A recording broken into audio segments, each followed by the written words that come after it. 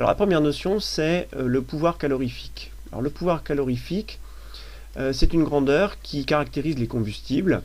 Pouvoir calorifique, on le note PC. Alors sa définition est la suivante, hein, c'est l'énergie libérée par 1 kg de combustible.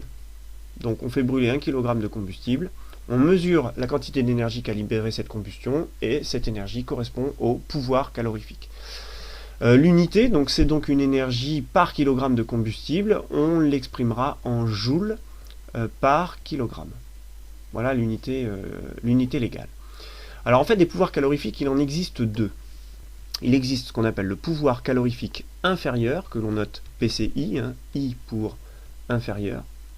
Alors, au cours de ce pouvoir calorifique, pour calculer ce pouvoir calorifique, en fait, donc on réalise une réaction de combustion. On l'a vu précédemment, hein, cette réaction de combustion va produire du dioxyde de carbone et de l'eau. La particularité, c'est que on va s'intéresser au cas où l'eau ici reste sous forme de vapeur d'eau, hein, donc c'est-à-dire sous forme de gaz.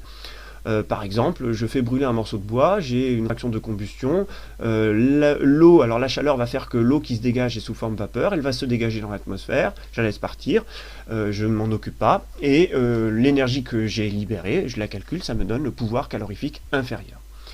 On définit aussi le pouvoir calorifique supérieur, on le note PCS, donc S pour supérieur.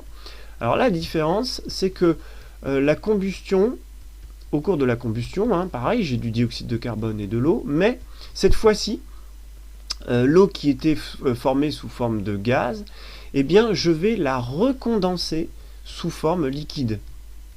Hein, donc, par exemple, quand vous mettez un couvercle sur la casserole quand vous faites chauffer vos pâtes, vous recondensez la vapeur d'eau sous forme liquide.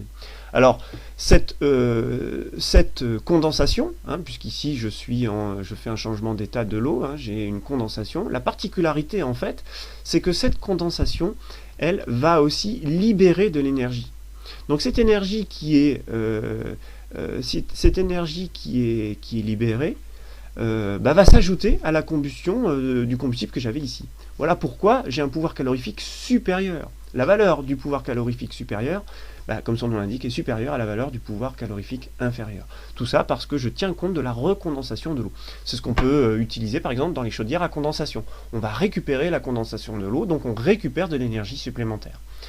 Et ça, voilà, quand on tient compte de cette condensation, eh bien on a le pouvoir calorifique supérieur. Petite remarque concernant l'unité, hein, je vous ai dit joule par kilogramme. Alors en fait ça on l'utilise essentiellement pour les substances solides. Pour les liquides et les gaz, on préférera non pas utiliser par unité de masse mais par unité de volume, donc que ce soit mètre cube ou litre. Et puis une énergie en joule, je vous rappelle qu'une énergie en joule, on peut aussi l'exprimer en watt-heure ou en kilowatt-heure.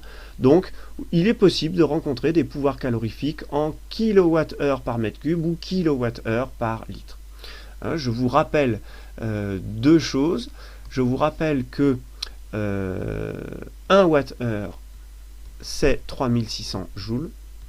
Et je vous rappelle aussi que pour passer des kilogrammes en mètre cube, donc une masse en volume, on utilise la masse volumique qui se note ρ.